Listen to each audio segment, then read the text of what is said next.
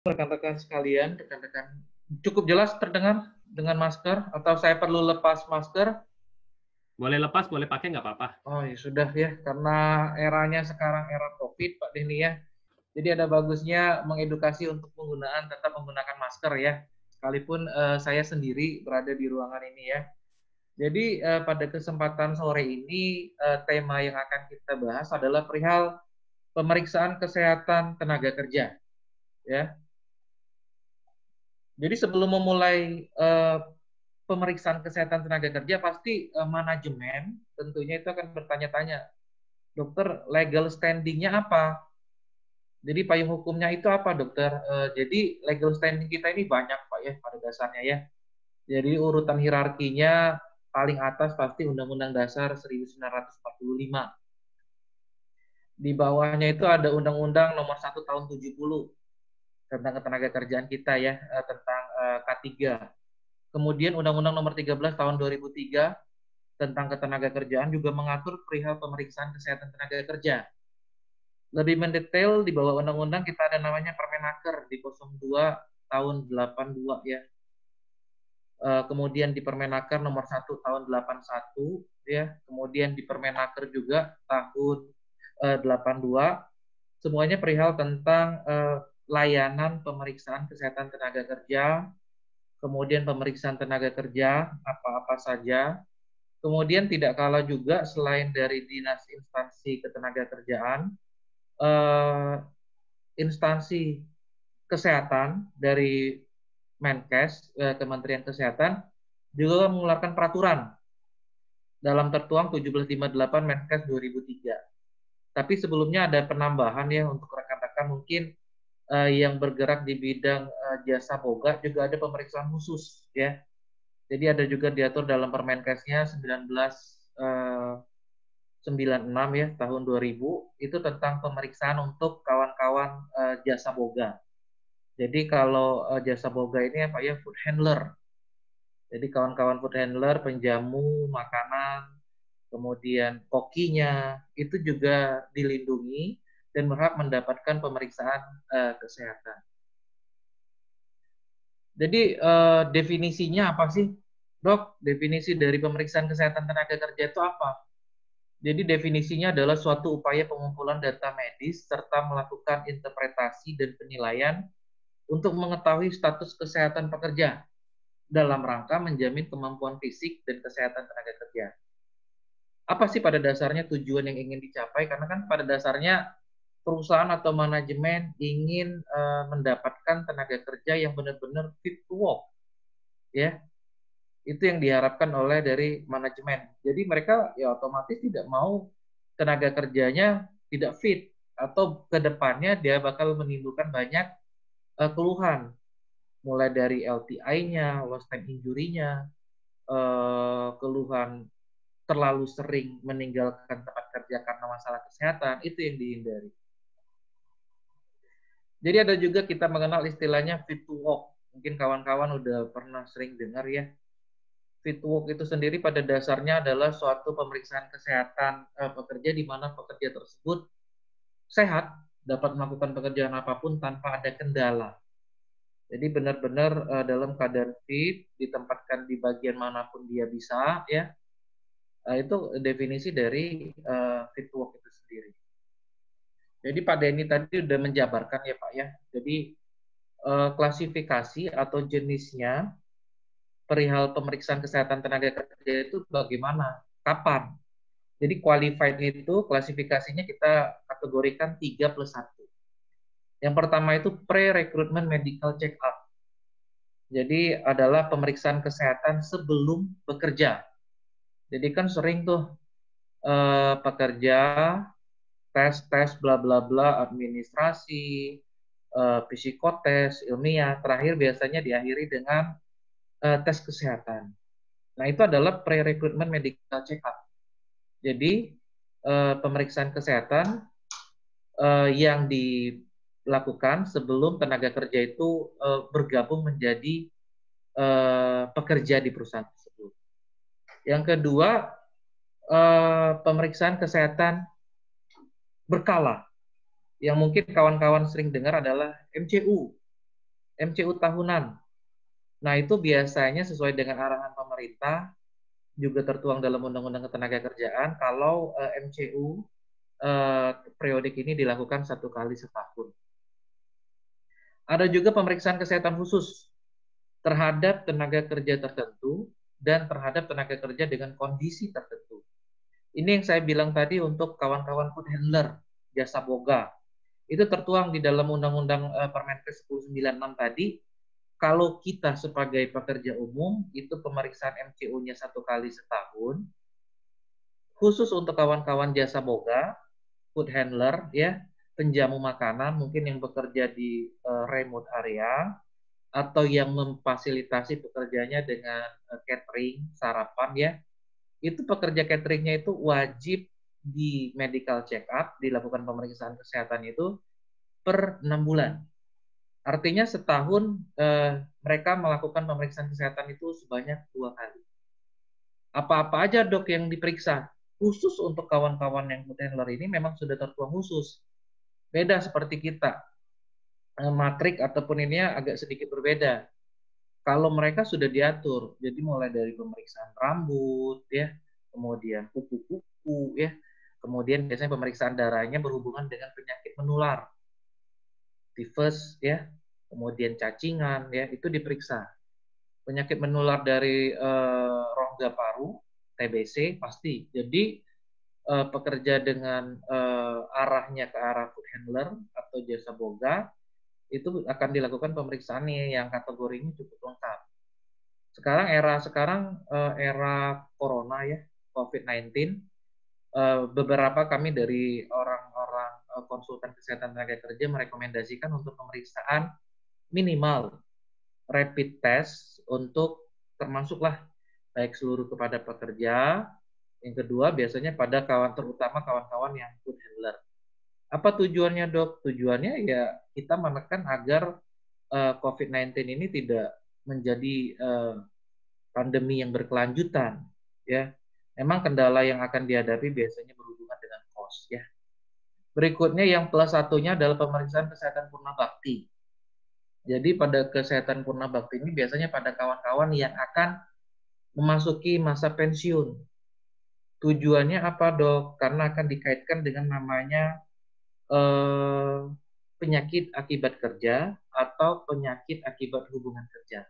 Mungkin kawan-kawan yang sudah tahu perihal BPJS Ketenagakerjaan, perihal penyakit akibat kerja ataupun penyakit akibat hubungan kerja itu akan menjadi tanggung jawab dari BPJS Ketenagakerjaan. Yang masih mungkin menjadi banyak pertanyaan, dok, standar pemeriksaan kesehatan tenaga kerja itu apa sih dok? Kami kok MCU paketnya kok nggak dapat USG, nggak dapat treadmill, ya. Jadi memang agak sulit karena pada dasarnya agak sedikit sedih, ya, karena masalah kesehatan tenaga kerja ini mungkin dianggap penting tak penting bagi beberapa ya sekelompok perusahaan atau manajemen. Jadi pemeriksaan kesehatan ini ya mungkin alibi satu-satunya senjata terakhir seperti itu. Ya berharap ke depannya pemerintah lebih proaktif dengan mengeluarkan banyak peraturan yang lebih banyak pro kepada pekerja. Jadi off the record, Pak Denny, ya. Jadi kita ini mau tak mau harus mengakui kalau memang pertama untuk melakukan standar pemeriksaan kesehatan kerja itu rinciannya harus mengikuti perundangan yang berlaku. Tadi ada payung hukumnya di Permenkes 1758. Sedihnya dalam Permenkes tersebut cuma tertuang untuk pemeriksaan kesehatan tenaga kerja itu Pak Denny, ya, pemeriksaan fisik dasar. Jadi kalau pemeriksaan fisik dasar mungkin kawan-kawan sama-sama tahu pemeriksaan fisik dasar ini apa ya biasa tertulis, ya, kalau dalam beberapa pemeriksaan biasanya tinggi badan dan berat badan Pak Denny, ya. Tinggi badan dan berat badan itu satu pemeriksaan fisik dasar. Yang kedua pemeriksaan jantung minimal. Jadi pemeriksaan jantung minimal itu yang dipakai adalah pemeriksaan tekanan darah dan heart rate. Tensi, kemudian diukur detak jantungnya. Kapan dilakukan pemeriksaan ECG atau EKG? Itu pada pekerja rekomendasi yang berusia di atas 35 tahun. Pada saat dilakukan EKG, ada ditemukan kejanggalan, itu naik upgrade-nya akan dilakukan pemeriksaan treatment.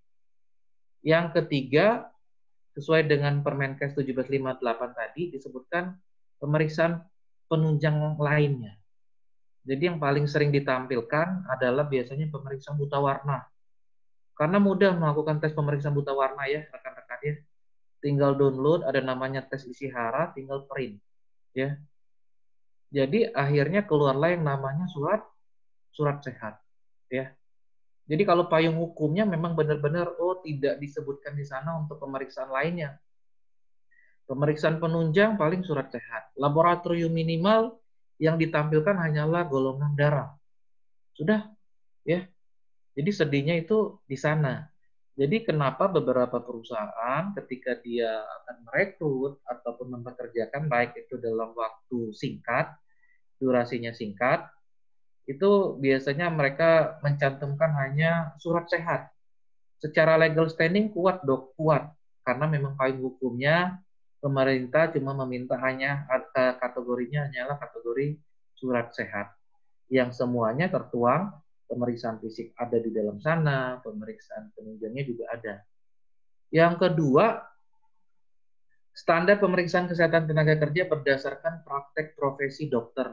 Ya, jadi yang pertama berdasarkan undang-undang dan amat sangat minim. Yang kedua, beberapa perusahaan yang mengkategorikan, kayaknya kami perlu dan kayaknya ke depannya kami harus menerima pekerja yang benar-benar berqualified, ya. Jadi mereka sudah punya sendiri dokternya, konsultannya. Mereka minta tuh, dok, tolong buatkan kami standar pemeriksaan kesehatan tenaga kerja berdasarkan tempat kami bekerja ini. Misalnya saya contohkan di pengeboran, ya. Di pengeboran di tempat saya dulu, saya buat yang namanya matrik atau exhibit, Pak Denny. Jadi matriknya saya buat ada 5 kelompok. Kelompok A ini untuk pekerja yang office hour, yang kerjanya ya mohon maaf mungkin di kantor. Jadi ya dilakukan MCU-nya apa? Ya MCU biasa standar. Pemeriksaan darah bla bla bla bla bla. Karena intinya setiap matrik atau pemeriksaan ini akan berkaitan dengan budget perusahaan. Jadi semakin besar item paket yang diberikan, ya otomatis budgetnya pun akan juga semakin banyak yang keluar, ya. Itu yang pertama. Tadi yang matrik A. Yang sebelahnya matrik B. Untuk kawan-kawan misalnya contohnya operator. Kalau operator biasanya kita berhubungan dengan bising, ya, dengan bunyi, ya. Jadi dalam matrik yang B-nya,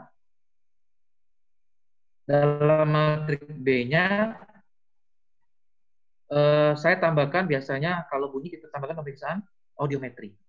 Ada juga untuk misalnya matrik C untuk kawan-kawan warehouse gudang. Dia banyak berhubungan dengan partikel debu-debu. Jadi dalam matrik C saya tambahkan juga biasanya pemeriksaannya Spiro, fungsi paru dan ronsen. Seperti itu. Kawan-kawan kimia lengkap biasanya saya tambahkan. Ronsen ada, analisa gas darah ada, ya. Kemudian pemeriksaan tambahan lainnya pasti lengkap kalau kimia, ya. Seperti itu. Tapi kalau misalnya perusahaannya kawan-kawan bonafit dan tidak perhitungan dalam artian masalah budget atau masalah uang, ya. Jadi silakan biasanya kalau rumah sakit ya the record ya, terkadang rumah sakit ada paket-paket MCU-nya itu biasanya paket-paketnya full, ya. Terserah mau diambil semua atau tidak. Itu dikembalikan kepada kebijakan manajemen perusahaan. Ini tujuan umumnya. Tujuan umum dari pemeriksaan kesehatan tenaga kerja itu apa sih? Yang pertama, menilai kemampuan tenaga kerja melaksanakan pekerjaan tertentu ditinjau dari aspek kesehatan. Yang kedua, mendeteksi gangguan kesehatan yang berkaitan dengan pekerjaan dan lingkungan kerja. Yang ketiga, identifikasi deteksi dini penyakit akibat kerja. Ini yang kadang jadi sandungan, ya. Deteksi dini perihal penyakit akibat kerja atau penyakit akibat hubungan kerja. Ini tujuan pemeriksaan kesehatan tenaga kerjanya. Yang awal, tenaga kerja yang kita terima itu sehat, Pak, ya. Kemudian tidak memiliki penyakit menular. Cocok untuk pekerjaan yang akan dilakukan. Bagaimana untuk pemeriksaan periodik? Tujuannya yang periodik ini yang tahunan, MCU berkala, ya, mempertahankan derajat kesehatan tenaga kerja, kemudian menilai kemampuan pengaruh dari pekerjaan untuk pengendalian lingkungan kerja kita, dan khusus untuk kawan-kawan pemeriksaan khusus tadi kayak food handler, kemudian pos kecelakaan kerja, ya, ada juga yang plus tadi yang purnabakti, menilai adanya pengaruh dari pekerjaan tertentu, menilai terhadap tenaga kerja atau golongan kerja tertentu. Mekanismenya bagaimana? Banyak bertanya-tanya, Dok, bagaimana sih mekanisme pemeriksaan kesehatan tenaga kerja? Yang pertama dilakukan oleh PJK 3, boleh, ya, dan dokter pemeriksaan kesehatan tenaga kerja dari PJK 3-nya. PJK 3 ini perusahaan jasa kesehatan dan keselamatan tenaga kerja. Izin Pak Denny kalau misalnya kita sebut merek, misalnya Flolia lah, Flolia atau Flamita, ya, Flamita, contohnya ya. Itu kadang mereka kan menawarkan paket MCU tuh. Mereka dikategorikan sebagai PJK 3, ya. Jadi ada beberapa perusahaan yang memberikan paket rumah sakit. Contohnya kalau di Sumsel ini ada Kiloam. Kalau mungkin di Jawa juga ada Kiloam, ya. Jadi kalau rumah sakit di Kiloam ataupun tempat saya dulu di Makapada, ya, mereka juga menawarkan paket medical check up. Itu kategori mereka adalah PJK 3. Jadi kalau sebagai perusahaan mau melakukan MCU, mau menanyakan sertifikat PJK 3 kepada providernya, fine, is okay, tidak ada masalah. Wah, budgetnya kalau menggunakan provider PJK 3, kosnya gede, Dok. Option yang kedua, dokter pemeriksa kesehatan tenaga kerja membuat rencana pemeriksaan. Jadi kalau misalnya di di perusahaannya Bapak-bapak sudah ada dokter pemeriksa kesehatan tenaga kerja atau sudah ada kliniknya, sudah ada dokternya harus berhiperkes, sertifikat hiperkes. Dokternya didaftarkan kepada instansi Dinas Tenaga Kerja setempat, minta diterbitkan SK sebagai dokter pemeriksa kesehatan tenaga kerja. Boleh, Dok, untuk melakukan MCU di tempat kami, boleh, ya. Jadi kalau misalnya di PT ABC, oh rupanya dia sudah pekerjanya lebih kurang sekitar 2.000 lah. Oh rupanya mereka sudah punya 3 dokter. Boleh nggak MCU-nya dilakukan di sana dengan menggunakan 3 orang dokter tersebut? Boleh. Daftarkan dulu, dokternya harus bersertifikat IPERKES, daftarkan dulu dokternya kepada Dinas Tenaga Kerja setempat, lakukan medical check up. Ya. Jadi tujuannya apa? Untuk menghemat kos. Jadi otomatis ya off the record lah beberapa rumah sakit ataupun provider PJK 3 ya kita sama-sama tahu ya kadang MCU perusahaan itu menjadi makanan empuk, ya. Jadi kawan-kawan safety officer ya manajemen lainnya ya HSE HRD-nya harus jeli. Jadi kenapa dibilang dikategorikan makanan empuk? Saya juga orang rumah sakit ya. Jadi dalam kategori yang makanan empuk semestinya pemeriksaan tersebut tidak dilakukan, tapi dilakukan, ya. Tapi fine-fine saja kalau memang perusahaannya rekan-rekan ya memang besar, ya, unlimited, ya. Selanjutnya dari dokter pemeriksa kesehatan tenaga kerja, dokter PJK 3-nya tadi, mereka membuat review dan analisa. Jadi dibuat review dan analisa, ya. Review analisanya kalau nanti saya jabarkan ya, kalau dia untuk pre-recruitment medical check up cuma ada 2, fit atau unfit.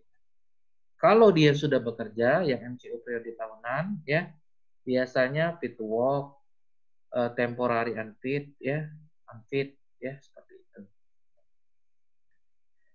Dok, legal standing-nya dilaksanakan oleh SDM yang memiliki kompeten ya. Permenaker 0176 yang saya bilangkan tadi ya. Dokter minimal dia harus punya hiperkes. Kemudian di bawahnya itu ada juga kawan-kawan yang pasti nggak mungkin si dokter sendiri yang melakukan pemeriksaan. Jadi ada juga kawan-kawan paramedisnya, perawatnya terlibat, bidannya terlibat, itu juga harus memiliki hiperkes ya. Dok, dokter kami 3, yang hiperkesnya 1, is oke, okay, tidak ada masalah ya.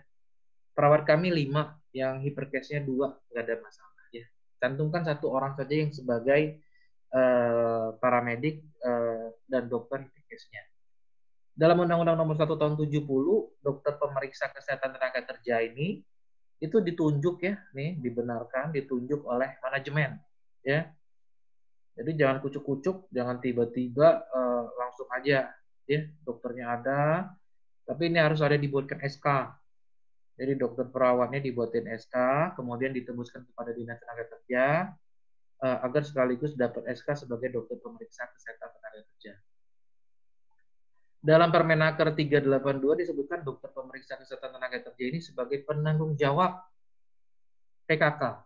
PKK ini pelayanan kesehatan kerja ya. Apa saja sih dok yang tertuang dalam pelaksanaan pemeriksaan kesehatan awal, pemeriksaan tenaga kerja, ini yang biasa yang tertuangnya? Anamnesa umum. Kalau sekarang ini ada slogannya apa ya? Yuk jujur ya. Jadi kadang dokter dan paramediknya dia anamnesa ini kalau bahasa kita interview. Wawancara ringan Pak Denny ya. Jadi nanya, Pak Denny riwayat penyakit sebelumnya apa? Riwayat pekerjaannya apa? Penting banget ya. Kalau riwayat penyakit sebelumnya misalnya saya punya MAH atau gastritis. Kalau saya pribadi sebagai dokter berarti saya note dulu Pak Denny. Karena MAH itu tidak serta-merta masalahnya faktor makanan. Kalau dari segi pekerja biasanya MAH atau gastritis itu berkaitan dengan mindset atau pola pikir. Artinya Pak Denny kurang bisa bekerja di bawah tekanan. Ya. Yang kedua contohnya misalnya riwayat pekerjaan. Pak Denny dulunya bekerja banyak duduk ya atau driver ya. Jadi potensial biasanya saya harus agak jeli pemeriksaannya, biasanya pemeriksaan biasa sering ya. Kalau kawan driver ataupun operator yang banyak duduk atau kantoran, penyakitnya biasanya ambeien, hemoroid. Jadi saya harus jeli melakukan pemeriksaan fisiknya. Kecelakaan yang pernah diderita, penting ya. Jangan sampai efek dari trauma atau kecelakaan pada pekerjaan yang lalu itu akan membebani perusahaannya pada saat dia diterima bekerja ke depannya. Ya.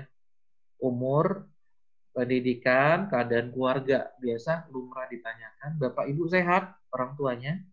Pak Denny orang tuanya masih ada dua-duanya? Masih. Bapak Ibu sehat? Sehat. Cuma ada penyakit nggak? Bapak darah tinggi misalnya. Ibu diabetes. Dari sana saya udah bisa menggariskan tuh, berarti anak laki-laki itu akan mewariskan sifat penyakit turunannya ya 50% dari ibu. Ibunya tadi diabetes, berarti Pak Denny ada potensi untuk diabetes seperti itu ya. Jadi jangan risih ketika dokter atau paramedisnya dia banyak interview atau bertanya-tanya ya. Alergi pasti ya. Ada riwayat alergi apa? Ya, bisa nggak kena debu? Saya nggak punya alergi dok, tapi kalau pada saat cuaca dingin, badan saya bentol-bentol tuh, ya. Artinya dia tidak tahan dingin. Dok, saya kalau ada bau debu atau bau apa, saya bersin-bersin. Artinya dia tidak bisa berhubungan dengan das, dengan debu, ya. Banyak yang kadang sering jujur. Yang agak susah ini kalau bilangnya adalah epilepsi. Ini dokternya akan sulit untuk bertanya perihal masalah epilepsi. Ya, kalau bahasa daerahnya ada yang bilangnya apa ya? Gila babi, riwayat kejang-kejang gitu ya. Jadi agak sulit. Jadi biasanya pekerja akan menutupi kalau ditanyakan perihal epilepsi. Jadi saya coba pancing, Pak Denny ada riwayat kejang lama enggak? Oh ada misalnya. Jadi kalau ada riwayat kejang lama saya notin, saya catetin ya. Kalau ada potensial, rupanya ada riwayat epilepsi kayak gitu ya. Kelainan jantung kita deteksi pertama kali itu dengan tensi, kemudian kita bisa bantu dengan saturasi ya yang dijepit itu ya. Simple kan? Ketika berada di atas usia 35 tahun, rekomendasinya biasanya EKG. EKG-nya bermasalah, kita naiknya ke treadmill ya. Memang budgetnya agak gede kalau treadmill ya, 1 juta nibis ya. Tekanan darah dilakukan ya pemeriksaannya ya. Kemudian TBC. TBC juga sudah menjadi apa momok ya di Indonesia sebagai negara berkembang ya. TBC ini kategorinya adalah penyakit menular. Kalau saya pribadi ya, beberapa kawan-kawan konsultan lainnya, ketika menerima pekerja, calon pekerja dengan kondisi TBC, saya notin. Dok, saya sembuh. Benar, memang Bapak sembuh TBC. Tapi ada kondisi namanya TBC kasus kambuh, TBC kasus lalai. Kalau misalnya ada kandidat lain di belakang Bapak, mungkin saya memilih yang tidak ada terpapar TBC. Ya. Berikutnya kencing manis, ya, diabetes mellitus, asma bronkitis, pneumonia, gangguan jiwa. Gangguan jiwa bagaimana dok kita mendeteksinya? Jadi kalau khusus untuk gangguan jiwa, ya biasanya kita lakukan psikotest, ya. Itu yang dilakukan pada pemeriksaan untuk gangguan jiwa. Sekarang udah ada sedikit-sedikit levelnya agak naik, ada namanya MMPI, sama mimosa pemeriksaan jiwa juga. Itu lebih mendetail. Apakah misalnya si A bisa bekerja di bawah tekanan, si A bisa bekerja sama dalam tim. Itu dapat tuh ketahuan ya. Oh, ego si A tinggi. Si A tidak bisa bekerja sama dalam tim ya. Si A tidak bisa bekerja di bawah tekanan ya. Penyakit kulit dideteksi dengan pemeriksaan fisiknya ya. Ini anamnesa khusus. Penyakit pendengaran biasa kalau itu diperiksa sedikit ya, pakai audio, pakai apa? Otoskop, dilihat telinganya. Rupanya memang Pak Denny akan ditempatkan di bagian operator mesin ya. Jadi banyak berhubungan dengan bunyi. Jadi seandainya semuanya sudah lulus tesnya pada pemeriksaan fisiknya, Pak Denny akan saya tambahkan pemeriksaan audio supaya menghindari adanya apa ya budek ya atau penurunan pendengaran pada saat bekerja dan sebelum bekerja dan sesudah bekerja ya. Penyakit pinggang biasa saya kadang ketok di pinggangnya kanan kiri ya. Apa sih dok kendalanya? Biasanya berhubungan dengan masalah fungsi ginjal ya. Kelainan pada kaki hernia. Kelainan pada kaki biasanya deformitas biasa. Kalau hernia ini biasa kalau orang daerah bilangnya apa ya turun usus ya. Gambarannya seperti apa? Dalam perut ada ususnya, rongga abdomen ya. Ketika beban kerjanya terlalu berat, mengangkat beban berat itu terlalu berat ya. Jadi rongga atau dindingnya si perut tadi itu jebol. Jebol dia akan turun masuk ya maaf cakapnya ke kantong peler ya, kantong buah kemaluan. Makanya itu hampir terjadi pada kawan-kawan yang pekerja sipil ya, yang ngangkat beban berat ya. Itu yang kadang ini. Dok, kalau misalnya terjadi turun bro, hernia pada saat dia bekerja, siapa yang menanggungnya untuk operasi? Yang menanggungnya adalah perusahaan. Ya, sudah jelas itu. Ya, hepatitis penyakit hati. Ya, tahu ya kalau hepatitis A itu masalahnya dari bakteri, tapi hepatitis B itu dari virus. Lupus peptikum itu emah, gastritis, anemia, kekurangan darah ya, tumor, benjolan biasa tumor ya, jerawat, benjolan kategorinya tumor ya. Bisul dia ada benjolan tumor. Ada yang bulat-bulat di badan ya, lipom kita kategorikan dia tumor. Bedanya tumor dengan kanker, kalau kanker dia ganas, kalau tumor dia jinak ya. Kalau kanker progresivitasnya cepat, tapi kalau dia tumor dia biasanya ya seperti itu menahun ya. Tai lalat itu kategorinya tumor, benjolan ya. Jarang kan yang ada di operasi ya. Pemeriksaan klinis mental, keadaan kesadaran, sikap ya, tingkah laku, kontak mental, perhatian, inisiatif, intelijensi ya. Ini kita biasanya pada pemeriksaan apa ya, psikotes,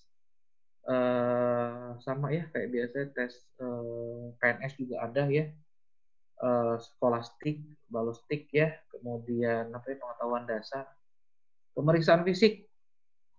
Jadi fisik didiagnosis dari seluruh bagian badan, inspeksi, dilihat, palpasi, perkusi, auskultasi didengar ya, tekanan darah, nadi, pernapasan, tinggi badan, berat badan, tajam penglihatan, pendengaran ya, perabaan, refleks, kesegaran jasmani. Pemeriksaan lab. Jadi mau masukin darah boleh, urin boleh, feses boleh. Beberapa perusahaan tadi kalau kita ngikutin di Permenkes 1758 tadi ya Pak Denny ya. Misalnya darah, pemeriksaan laboratorium minimal darah. Jadi yang ditampilkan di surat sehat itu adalah golongan darah. Jadi hampir rata-rata kan pasti pekerja tuh tahu tuh golongan darahnya apa. Ya, pasti dicantumkan golongan darahnya A misalnya. Urin dan feses sering juga dilakukan. Feses lebih dominan pada kawan-kawan food handler tadi ya. Jadi untuk kawan-kawan penjamu makanan, untuk kawan-kawan koki ya yang bergerak di bidang jasa boga, biasanya fesesnya atau BAB-nya itu juga diperiksa ya. Pemeriksaan khusus dikaitkan dengan jenis pekerjaan yang dikerjakan, misalnya ronsen yang berhubungan dengan banyak debu partikel itu diperiksa. Alergi yang kerja banyak dengan kontak zat kimia. Spiro juga untuk kawan-kawan gudang, warehouse ya, ataupun pekerja sipil painting, ngecat ya. EKG ini pemeriksaan rekam jantung, buta warna. Buta warna perlu banget ya. Jadi kalau buta warna misalnya pada operator pasti, kalau pada koki pasti ya. Jadi harus ketahui tuh. Jadi koki nanti kalau versinya mereka daging ini udah merah nih, tapi bagi kita ini belum merah terlalu merah, berarti masih setengah matang ya, keliru. Kalau saya di sawit ya, di PTPN itu biasanya kawan-kawan pemanen saya tes buta warna ya. Otomatis kenapa dok? Jadi ketahuan tuh kalau misalnya sawitnya udah masak, tahu tuh. Jangan sampai mereka memetik sawit yang belum terlalu matang. Itu penting sekali ya. Jadi untuk yang di awal Pak Denny saya bilang tadi untuk pemeriksaan kesehatan awalnya, jadi kategorinya cuma ada dua ya. Pertama fit to work, yang kedua unfit.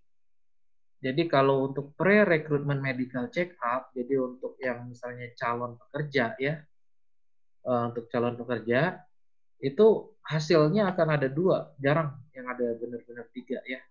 Jadi hasilnya pertama fit to work, artinya boleh bekerja berat, boleh bekerja ringan ya, boleh bekerja di berbagai bidang. Yang kedua unfit. Kategori unfit itu ya mohon maaf mungkin udah tahap berikutnya, udah tahap lanjut ya.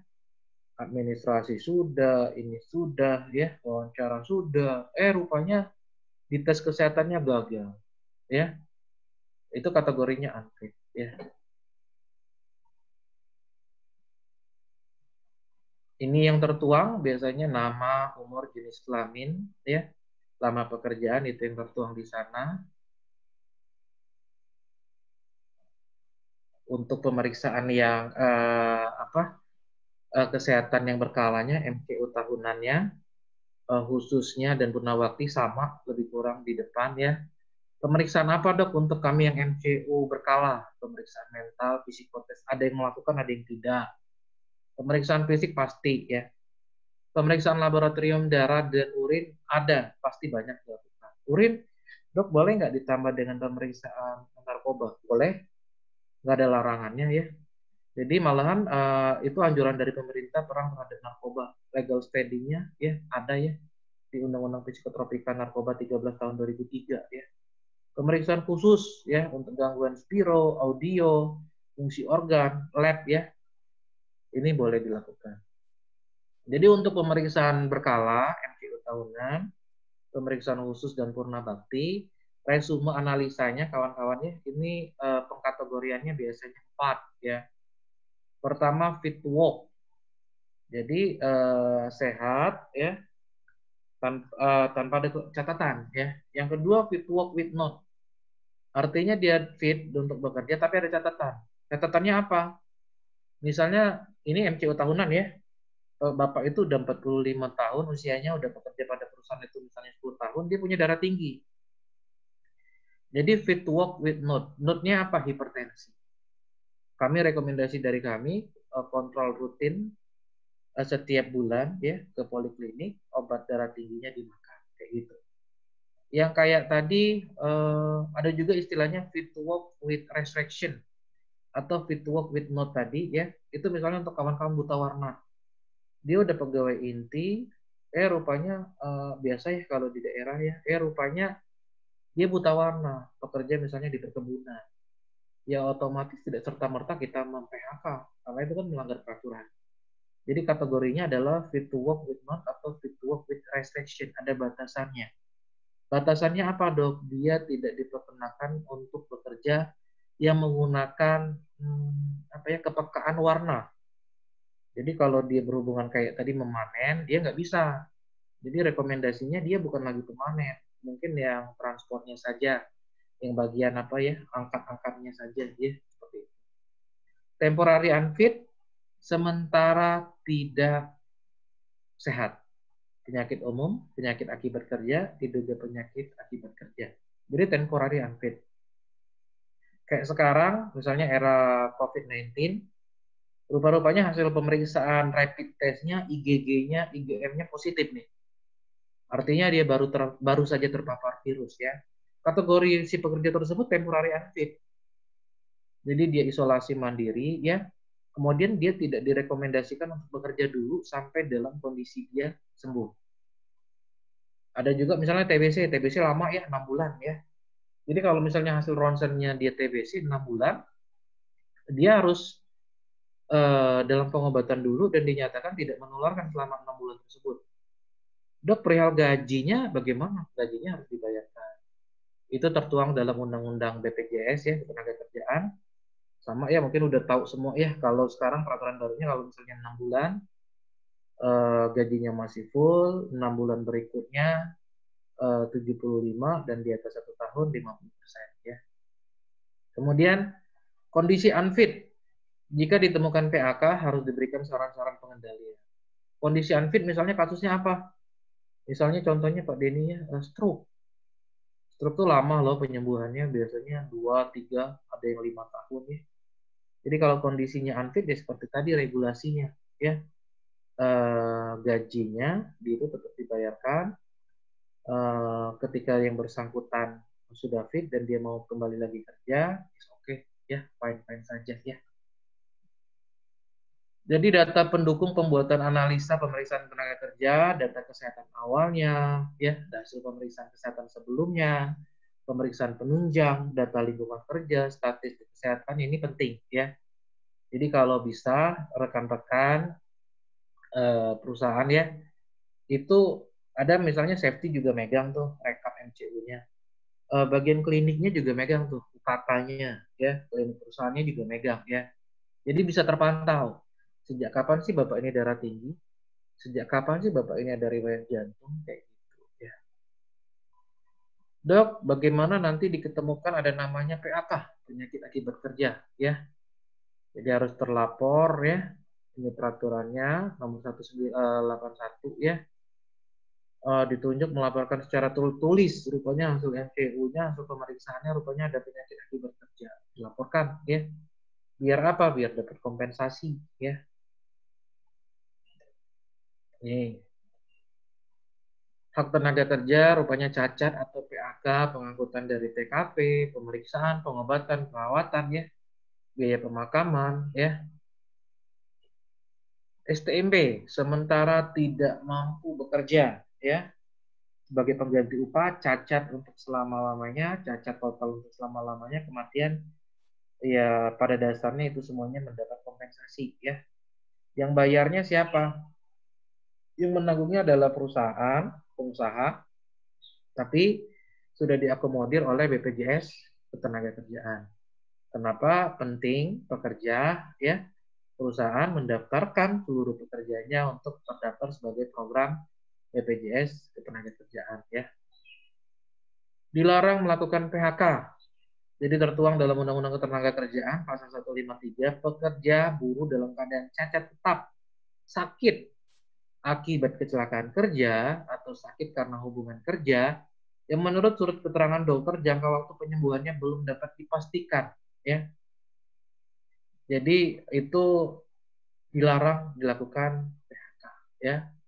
Jadi PHK terhadap tenaga kerja yang mengalami cacat itu juga tertuang dalam pasal 172-nya, ya. Jadi pekerja atau buruh yang mengalami sakit berkepanjangan, mengalami cacat akibat kecelakaan, tidak dapat melakukan pekerjaannya setelah melampaui batas 12 bulan, ini dapat mengajukan PHK dan diberi uang pesangon. Jadi Pak Denny, kalau misalnya yang bersangkutan ini PHK atau cacat, ya, yang bersangkutan mengajukan surat pengunduran diri, ya 20, misalnya sudah 6 bulan tidak bekerja, ya, itu ada baiknya itu jangan diterima. Dan sebagai orang HR, ya, diterimalah ketika dia mengajukan di atas 12 bulan atau 1 tahun, ya. Yang kita pertimbangkan adalah hati nurani, ya. Biasanya ya kalau misalnya dia sebagai tulang punggung keluarga, ya, ya lumayan lah, ya. Jadi kalau misalnya manajemennya berhati nurani melihat pengabdiannya dia di atas 12 bulan, dia tidak mengajukan surat pengunduran diri, ya, yang dia peroleh adalah 50% dari gaji pokoknya, ya, seperti itu.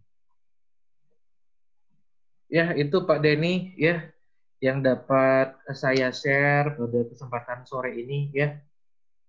Lebih dan kurang kalau memang ada yang akan kita diskusikan, ya, kita boleh berdiskusi, ya Pak Denny, ya.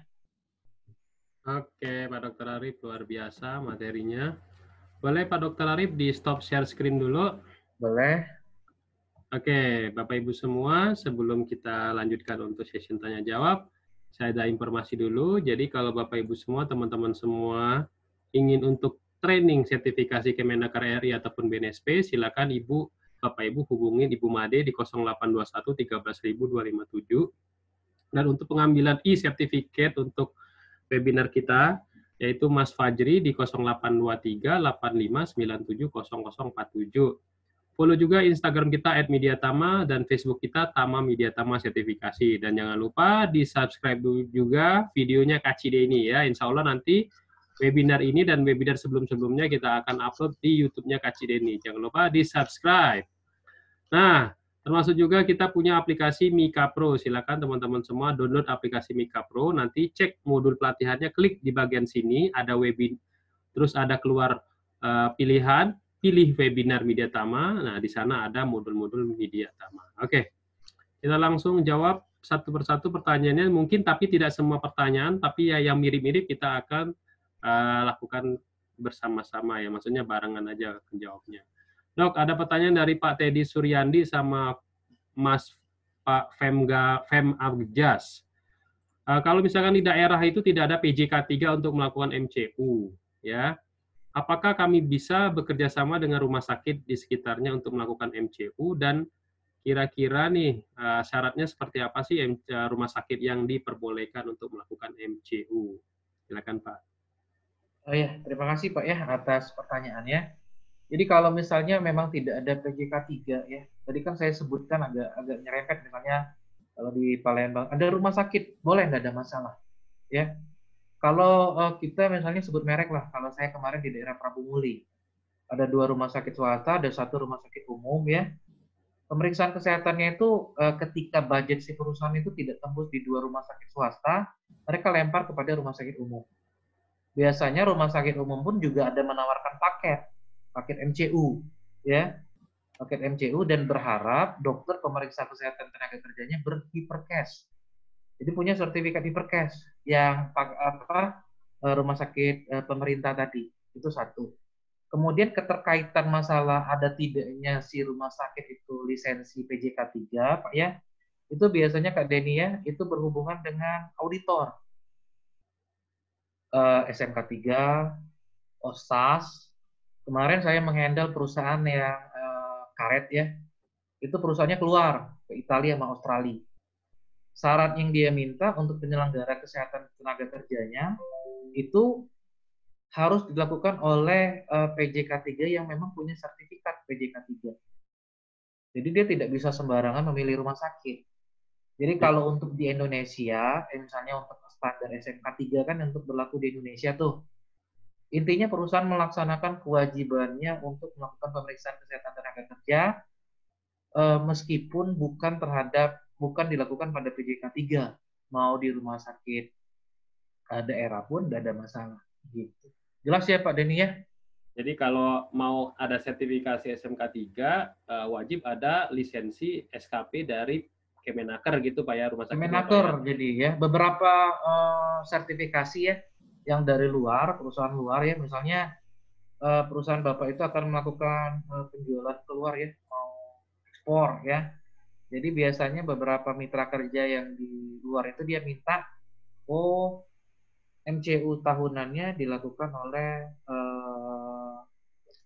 PJK 3 yang memang benar-benar terlisensi. Tapi kalau memang untuk pemeriksaan memenuhi regulasi, tidak ada masalah ya. Ada masalah, oke. Dilakukan oleh rumah sakit ataupun klinik pribadi pun tidak ada masalah. Oke, lanjut Pak. Terus kalau perusahaan tidak melakukan yang namanya 3 pemeriksaan tadi, 3+1 tadi, itu ada sanksinya nggak bagi perusahaan itu Pak Dokter? Oh ada. Jadi Femgas, toleransinya 1 tahun Pak ya. Misalnya tahun ini, misalnya maaf ya, misalnya perusahaannya pilot, jadi tidak ada cost untuk melakukan MCU ya. Jadi di tahun kedua itu dia wajib melakukan MCU. Ketika di tahun kedua dia tidak melakukan MCU, sedih ya. Nanti kalau ada serikat pekerjanya ya otomatis tidak akan mungkin pengawas ketenagakerjaan itu tahu kalau tidak ada laporan ya. Jadi otomatis ya mohon maaf ya, biasanya pertama itu sanksi administrasi dulu Pak, teguran. Jadi tahun yang pertama perusahaan Bapak tidak melakukan MCU dan dilaporkan kepada pengawas ketenagakerjaan, itu udah dapat teguran Pak, surat ya. Jadi telat misalnya 6 bulan, segera harus dilakukan dalam durasi 1 tahun ini, keluar suratnya. Ya rupanya masuk ke tahun kedua masih belum dilakukan, mohon maaf, izin biasanya, pencabutan izin operasional ya. Kenapa? Karena perusahaannya tidak care, tidak peduli terhadap pekerja. Beberapa juga misalnya kayak yang melakukan penjualan produknya keluar, itu izin dia mengeluarkan atau untuk jual produknya keluar, misalnya ke Jepang, ke Italia, itu dicabut. Jadi dia tidak bisa lagi menjualkan produknya ke luar. Oke, ya. Sanksinya bertahap ya Pak Dokter. Sanksinya bertahap. Pasti pertama ya lisan dulu, kemudian administrasi ya Pak ya. Kemudian yang paling ekstrim biasanya pencabutan izin. Ya. Oke Pak Dokter, ada yang mau tanya lagi, apakah asam urat itu termasuk juga penyakit akibat kerja bukan ya Dok ya? Terus kalau misalkan bronkopneumonia, nah itu sangat berpengaruh dengan pekerjaan HSC, itu gimana tuh menurut Pak Dokter? Nah, yang pertama kalau asam urat, pertama saya sampaikan juga ya, jadi beberapa tim kayak saya ya, tadi saya lupa sampaikan, misalnya untuk kasus pre-recruitment medical check-up, mereka buat standar sendiri Pak Denny. Asam urat, kolesterol, dan trigliserid ya biasanya ya. Jadi kalau misalnya asam urat, SGOT, SGPT, trigliseridnya tinggi ya, mereka langsung di blacklist. Ya, langsung dicoret, unfit, jadi dia tidak lulus. Tapi kalau saya pribadi, saya tidak. Kalau asam urat, kemudian kolesterol, LDL, HDL ya, itu kategorinya situational disease ya. Jadi penyakit yang hanya kategorinya situasional. Asam urat itu sebenarnya pada dasarnya memang bukan penyakit akibat kerja. Kalau penyakit akibat kerja itu ada 31 item dia tertuang dalam BPJS Tenaga Kerja, itu yang bisa diklaim. Kalau asam urat itu biasa behavior perilaku ya. Jadi itu bukan penyakit akibat kerja. Terlalu banyak makan makanan ya Pak. Kacang ya. Sayur-sayuran, hijau, jeroan ya. Nah, itu dia kategorinya sebenarnya bukan penyakit akibat kerja. Kalau bronkopneumonia itu erat kaitannya dengan penyakit akibat kerja atau penyakit akibat hubungan kerja. Bronko itu cabang di paru-paru, bronkus ya, pneumonia paru-paru ya. Jadi ada infeksi, ibaratnya apa ya? Ada benda asing masuk ya, das debu ya, debu, partikel ya, masuk ke dalam saluran napas. Dia dapat menyebabkan peradangan pada saluran dan pada paru-paru. Itu dia bronkopneumonia. Bagaimana menyikapinya? Ya kalau safety officer, kalau misalnya sudah tahu di sana memang potensial, ya kan pasti udah di mapping. Nggak mungkin, biasanya perusahaan udah mapping, Pak. Udah mapping. Oh, ini pabrik. Mappingnya kalau di pabrik ini biasanya berhubungan dengan bunyi. Oh, ini di warehouse ya. Oh, ini yang di produksinya. Ini pasti bunyinya ada, bising, kemudian parunya ada. Jadi safety officer-nya, manajer safety-nya, menyampaikan kepada BOD-nya, board of director-nya, ya banyak biasanya kalau perusahaan gede direkturnya kan. Oh, ini sebagai ini kita harus menyiapkan APD karena dari mapping kita ini sudah ada potensi untuk menyebabkan infeksi pada paru. Jadi minimal harus siapkan masker ya. Masker pasti dia kan banyak sekarang udah tipikal-tipikal masker. Oh, ini berhubungan dengan kebisingan. Nah, siapin tuh ya air plug, air map-nya ya. Berapa 40 desibel bisa ditekan seperti itu.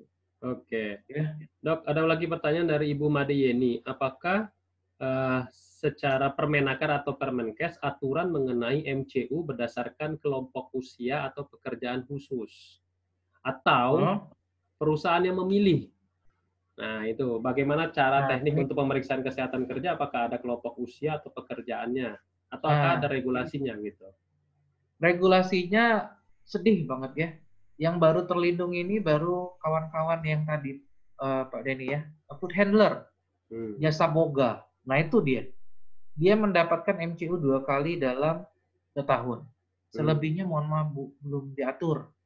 Cuma perusahaan berkewajiban melakukan MCU 1 kali dalam setahun. Ya. Dengan yang regulasinya sedih banget saya bacanya. Lihatnya, cuma itemnya sedikit banget ya. Sedikit, pemeriksaan fisik, pemeriksaan laboratorium minimal, ya. Kemudian yang semuanya itu tertuanglah dalam namanya surat sehat. Jadi itu bagaimana caranya ya praktisi kesehatan kerja ya mensuges para pucuk pimpinan ya, BOD-nya, board of director-nya menyampaikan betapa pentingnya sih pemeriksaan kesehatan kerja ini. Karena ini istilahnya apa ya, investasi jangka panjang gitu ya. Sedih banget ya. Kalau dibilang itu tidak ada. Oh, ini sekian-sekian. Jadi yang harus proaktif itu kawan-kawan praktisi kesehatan kerja. Kalau memang ada kliniknya yang buat exhibit. Oh, sekarang kita eranya era COVID-19 nih. Eranya ya, pandeminya. Masukin. Memang otomatis akan berhubungan dengan ya pasti budget ya. Rapid aja yang paling murah itu 200 rapid ya. 200.000 pekerjanya ada 1.000 orang, berapa duit yang akan keluar seperti itu Pak. Oke.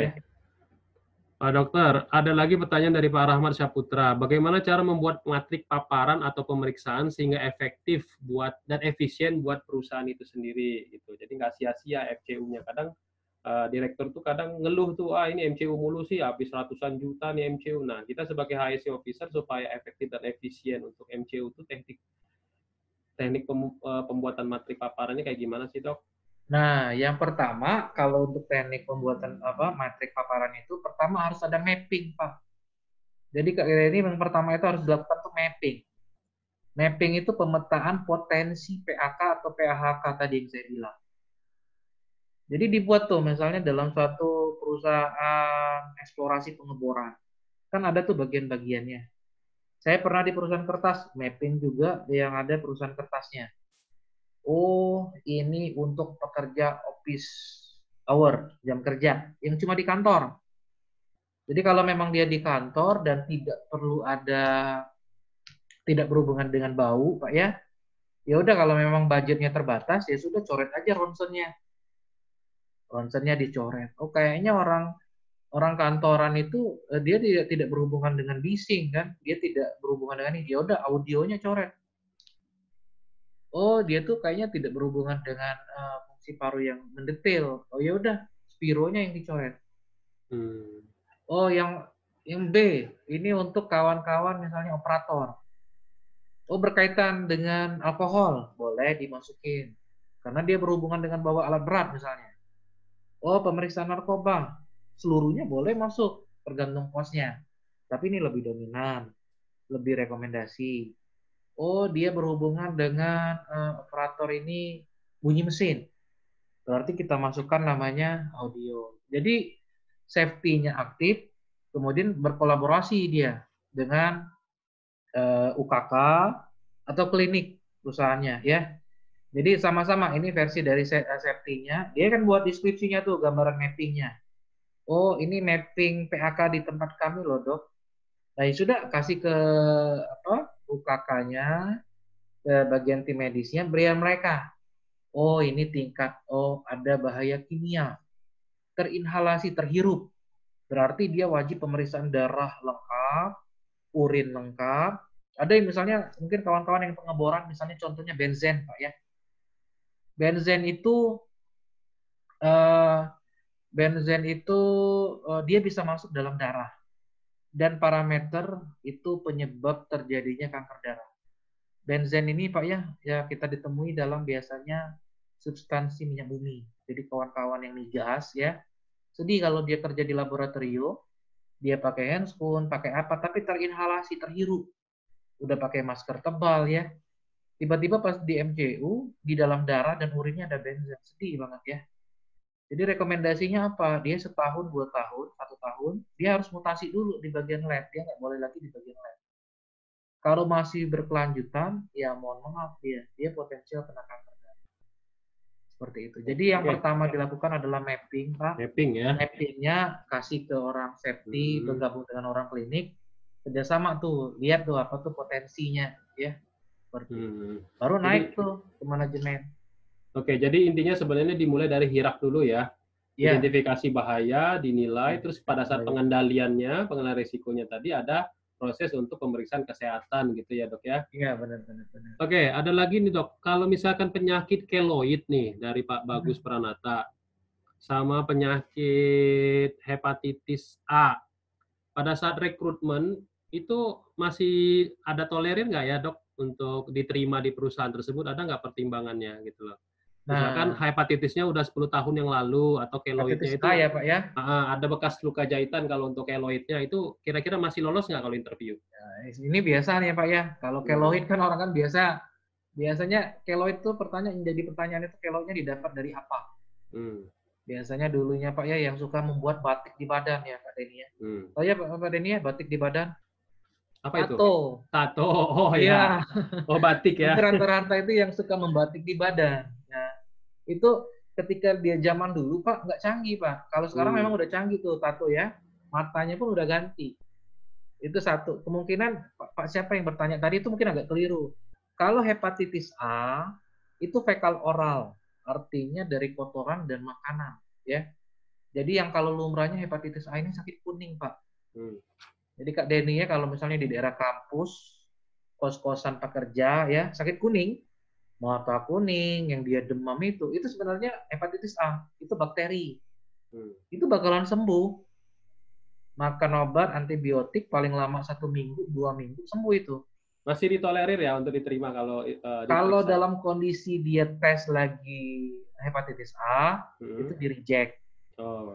Tapi bagusnya sembuhin dulu. Tapi yang biasanya itu keliru pertanyaannya itu. Saya tahu ngarahnya kemana.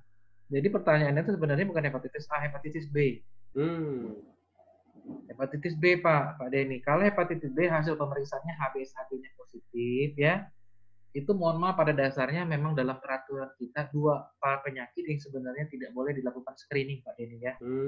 Pertama HIV, yang kedua hepatitis B. Tapi perusahaan jeli. Jadi perusahaan itu tidak mau menerima pekerjanya dengan riwayat hepatitis B atau infeksi virus hepatitis ya. Jadi kalau ketahuan tuh perusahaan tuh sebenarnya bisa disanksi, tapi perusahaan jeli, dia buatnya pemeriksaannya biasanya SGOT, SGPT. Fungsi hati. Gitu. Jadi difilter ketika di sana. Fungsi hatinya tinggi ataupun dia dilakukan HbS-Ag-nya rupanya positif, itu bukan langsung mendiagnosis kalau yang bersangkutan itu hepatitis B. Tapi sebentar lagi lah, sekitar 70%, yang bersangkutannya hepatitis B. Biasanya maaf Pak Denny langsung dicoret. Langsung dicoret ya? Iya, biasanya hepatitis B. Kalau psikiatri, yang tadi keloid, itu biasanya jadi tanya-tanya. Orang dengan riwayat ya maaf kalau misalnya dia keloid hanya bekas luka biasa, okay, bisa Pak. Psikiatrik keloid itu paling sedih banget aku bilangnya. Ya off the record lah mungkin saya tidak tahu juga audiennya dari mana. Yang pertama misalnya keloidnya di sini, Pak. Mm-mm. Di sini tahu ya, Pak ya? Ya, untuk ngobat ya, orang ngobat ya. Obat Hmm. biasanya. Ya, itu keloid satu. Yang kedua yang batik tadi. Yang tato ya. Kalau Tato. bekas luka jahitan, luka jatuh kecelakaan tuh enggak, Jarang. jarang Itu ya, masih toleransi. masih Ya, toleransi ya. itu toleransi. Kalau asma dok, kalau asma gimana dok? Kalau asma, itu jadi note. Hmm. Jadi catatan. Ya, kalau dia hanya bekerja untuk ya office hour ya fine fine ya. Tapi kalau dia di warehouse ada zat kimia ya di lab ya biasanya not recommended ya. Oke. Ketahuannya dari mana dok? Dari Spiro ketahuan, dari anamnesa dia harus jujur ya. Dari Spiro dia ketahuan, tapi ada pertimbangan. Kalau memang yang bersangkutan kualifikasinya bagus, ya kenapa tidak? Jadi jangan minder, oh kita punya asma nih. Mm-mm. Oh kita ada ini kita, bukan ya. Jadi tetap bisa biasanya seperti itu menjadi pertimbangan. Oke, dok ada lagi nih. Kalau selesai MCU nih, ini kebanyakan nih perusahaan yang nggak mengerti tentang MCU itu kadang langsung dibagi-bagiin tuh hasil MCU-nya. Nah ini Hmm. pertanyaan Pak Zulfan. Siapa yang berhak mengakses data pemeriksaan kesehatan? Apakah HR atau HSE yang lebih tepatnya untuk menyimpan data pemeriksaan kesehatan atau dokter perusahaan sendiri? Nah itu lebih pasnya kayak gimana dok? Nah, Khususnya untuk perusahaan yang organisasinya kecil yang memang harus oh ada gitu. MCU kayak gitu loh. Silakan dok. Jadi pertanyaannya bagus Pak ya. Ini kadang suka rebutan nih antara Hmm. HR dia nggak ngerti, HSE pun juga separuh nggak ngerti. Jadi yang berkewajiban megang itu sebenarnya kliniknya. Oh kliniknya ya. Ya, tapi kalau di beberapa tempat saya, kadang beberapa klinik itu kan dia hanya sebagai apa ya Pak ya, substitusi tambahan. Hmm. Jadi supaya tidak rancu, klinik megang yang asli Mm-mm. atau klinik megang yang kopi, safety megang yang asli atau yang kopi. Terserah siapa mau megang yang asli. Kalau kliniknya misalnya bagian dari perusahaan tersebut ya, bukan substitusi, bukan divendorkan lagi, kliniknya yang berhak megang. Tapi kalau misalnya kliniknya substitusi, kliniknya hanya megang sub kopinya. Ya, cuma pinjam apa? Sub kopinya. Jadi Jadi ada resume analisa itu Pak, paling 2 lembar atau 3 lembar Pak. jadi resumenya yang dikasih ya, bukan yang Ya, resume analisanya itu. bukan mentahan dari hasil Bukan mentahan laboratorium itu. ya. Ya, nah, Kadang-kadang gini dok, justru yang sering dibagi-bagiin itu adalah mentahan dari nah hasil laboratorium langsung dibagi-bagiin tuh sama si pekerja. Si pekerja ya, tuh bingung tuh kadang ngebacanya udah kok udah bacanya deg-degan apa gitu loh. gitu. Hasilnya kayak gimana? Nah itu sebenarnya Nah, hasil makanya MCU itu SOP-nya kayak gimana sih dok? Habis nah, selesai MCU itu kayak gimana sih dok? tadi kan ada tuh yang mekanisme yang terakhir Pak ya. Hmm. Mekanisme yang dibuat PJK 3 yang terakhir itu dibuat yang analisa dan resumenya. Nah, itu yang biasa Hmm. dibagi-bagikan. Itu paling Hmm. banyak 3 lembar loh, Pak. Hmm. Jadi 3 lembar, 2 lembar paling diamplopin.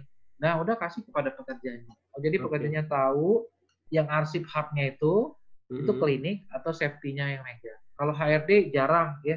Ya dia mereka jarang. Mereka biasanya agak tumpang tindih. Kalau mereka berkebutuhan terhadap masalah kesehatan tuh HRD itu biasanya masalah akses jam sosteknya Pak. BPJS Mm-mm. tenaga kerjanya. Itu yang mereka butuhkan seperti itu. Ada Karena kalau bagusnya mm-mm. eh, klinik pegang, safety-nya pegang seperti itu. Kadang gini juga dok, kan ada pemeriksaan yang memang itu adalah rahasia seperti pemeriksaan HIV itu. Ya Nah, konseling itu kan nggak sembarangan orang tuh akses tuh. Kalau nah, misalkan nah, positif tuh gimana? Nah itu yang nah, khawatirkan. Ada juga nah, penyakit-penyakit yang memang harus dirahasiakan seperti wasir tuh orang malu kayak gitu kan nah. ambien kan orang malu kayak gitu dok. Iya sama-sama Pak. Jadi kalau Nah, dalam kode etiknya yang nah, dirahasiakan itu HIV dan hepatitis tadi. nah. Selebihnya itu rekam medis punya si pasien sama dokter pemeriksanya. Jadi kalau misalnya MCU dan pemeriksaannya dilakukan oleh perusahaan, isinya itu punya si pekerja, isinya. Tapi karena pembayarannya dilakukan oleh perusahaan, ya mau tak mau manajemennya berhak tahu. Jadi bosnya tahu, oh dia ini punya sakit itu. Kliniknya tahu, manajer safety-nya tahu, oh dia punya sakit itu. Karena itu dilakukan oleh perusahaan seperti itu. Jadi kalau Oke. diminta, oh minta hardnya itu punya perusahaan, tapi isinya punya si pekerja. Dok, boleh dipinjam untuk kopi nggak? Boleh. Ya, jadi kalau mau dipinjam, mau difotokopi ya nggak ada masalah. Oke, dok, ada lagi nih pertanyaannya. Untuk bagi yang pensiun nih dok, Pak Ganjar Hmm? Mulyana nih, itu pemeriksaan kesehatan untuk purna bakti itu kayak gimana sih, Dok? Apakah itu mandatori atau cuman voluntary aja bagi perusahaannya? Aduh, kalau mandatori pada dasarnya kan ya plus gitu kan. Hmm. Voluntary itu sukarela sebenarnya dari kebijakan perusahaan.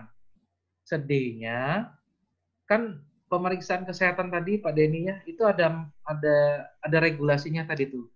Sedihnya itu regulasinya itu tadi hanyalah surat sehat Pak Denny. Hmm. Nah, kalau misalnya dia minta CT scan, minta apa, itu nggak ada tertuang dalam undang-undang. Hmm. Oh, dia udah mau pensiun nih 3 bulan ini ya. Jadi perusahaan cuma berkewajiban mengasih dia kayak tadi surat keterangan sehat. Hmm. Itu yang mereka mandatori dari pemerintah. Oke, Ngomong oke. waya-waya surat keterangan sehat mah pasti murah Pak. Tapi kalau Hmm. misalnya dia minta paket USG, treadmill, ya CT scan, itu sayangnya mohon maaf sekali, itu tidak tertuang dalam peraturan pemerintah. Jadi nggak diwajibin ya sebenarnya ya? Iya, diwajibinnya paling pemeriksaannya itu yang pemeriksaan benar-benar dasar Iya. tadi. Tapi kalau Oke. perusahaannya bagus, peduli terhadap perusahaannya, yang duduk di sana pucuk pimpinannya peduli, biasanya ditulisin Pak Denny paketnya. Oke, Sebut oke. merek lah ya, kalau perusahaan minyak di Indonesia lumayan bagus tuh kan, bagus ya. Oke. Itu lengkap semua dia, CT scan-nya ada, labnya Oke. lengkap. Dok, bagaimana cara merekrutmen pada saat COVID-19 ini? Ini banyak juga nih teman-teman yang bertanya saat COVID-19 ini MCU-nya kayak gimana ya, Dok ya? Khususnya untuk karyawan baru atau karyawan yang baru pulang dari mudik nih. Iya, biasanya screening Pak Denny. Itu MCU-nya gimana, Dok? Apalagi untuk karyawan baru nih, kan ada juga nih rekrutmen juga nih. Benar Nah, benar benar. Ya ikutin aja lah kita menghindari ini, ya mau tak mau pertama budget Pak Denny. hmm, Siapin aja budget, nggak mungkin kalau masalah COVID sekarang kan ada istilahnya OTG tuh, hmm, orang tanpa gejala ya. hmm, Nah jadi screening temperatur, kan paling itu murah banget ya. hmm. Jadi kalau memang agak sedikit bonafit ya, screening untuk karyawan baru itu dilakukan pada saat akhir ya rekan-rekan ya. Awalnya pekerja calon kandidat ini 100. Dan kenapa juga tes medical check up itu ditaruh pada posisi terakhir. Kan jarang kan yang MCU itu pada awal ya. Dari 100 merucut 50, 50 30, 30 25. Terakhir 10. Mau diterima 5. Nah, pada saat ini 10 itu dilakukan screening. Hmm. Ya, kalau untuk masalah pemeriksaannya sekarang ya rekrutmennya social distancing, kayak sekarang sosmed ya, bisa kalau interview bisa seperti ini ya, ujiannya juga seperti ini, nggak Jadi hanya di perusahaan sih. Jadi intinya pada saat rekrutmen itu usahakan ujiannya secara online aja gitu ya, Dok ya. Terus pada saat Online MCU terakhir baru kita ngambil ya, rapid test gitu ya, Dok ya. Boleh nggak rapid kayak gitu? test, jadi kan budgetnya agak tidak terlalu Hmm. besar, jadi dibajetin misalnya untuk orang 10 sekarang rapid yang paling murah 200 Hmm. 2 juta. Itu pun Dipilih itu pun baru rapid ya, belum swab test ya, Dok ya. belum swab test itu ya. Nah, swab test Tapi kalau lebih dari mahal rapid lagi. ya kita pilih lah benar-benar yang misalnya barangnya yang memang barang bagus gitu. Ketahuan ini. Ada yang rapid test barangnya murah yang jadi dan nyendarinya negatif jadi positif tuh, Dok. Oh iya, banyak seperti itu Pak Denny ya. Nah, itu ngeri juga, deg-degan itu, Dok. Iya Oke, ya. berikutnya. Dok, bagaimana cara MCU untuk proyek konstruksi dengan ratusan atau ribuan pekerja? Nah, ini teman-teman ada yang dari kontraktor juga nih. Cara untuk pemeriksaan kesehatannya gimana, Dok, kalau untuk pekerja konstruksi ini? Ya, Kadang kalau pekerja konstruksi kan hari ini dia masuk, besok dia diganti lagi orangnya, kan beda seperti kalau iya di benar-benar. perusahaan kan. Kalau perusahaan mungkin settle ya, statis ya. Tapi kalau Nah, di konstruksi kan dinamis tuh. Hari ini orang ini si A, besoknya si B, ganti lagi si C, ganti lagi si A lagi. Nah, itu nah, filter pemeriksaan kesehatannya kayak gimana sih, Dok? nah, itu dia. Ya, tapi jangan ini kita buka-bukaan aja ya perihal Ya. masalah pemeriksaan ini. Karena dalam undang-undang tidak ada aturan dan tidak tertuang pre-recruitment medical check up itu ditanggung oleh perusahaan. Pernah nggak Pak Denny baca? Belum. Belum pernah, nggak Hmm. ketemu. Hmm. Jadi ya maaf cakap ya kawan-kawan sekalian, ini saya buka-bukaan aja the record kita sebagai sharing ya. Ya seperti itulah yang namanya kita kadang melindungi perusahaan. Untuk pre-recruitment medical check up pekerja itu pada dasarnya itu memang tidak tertuang dalam undang-undang kalau yang menanggung biayanya adalah perusahaan. Tapi MCU tahunan itu perusahaan yang bayar, Pak.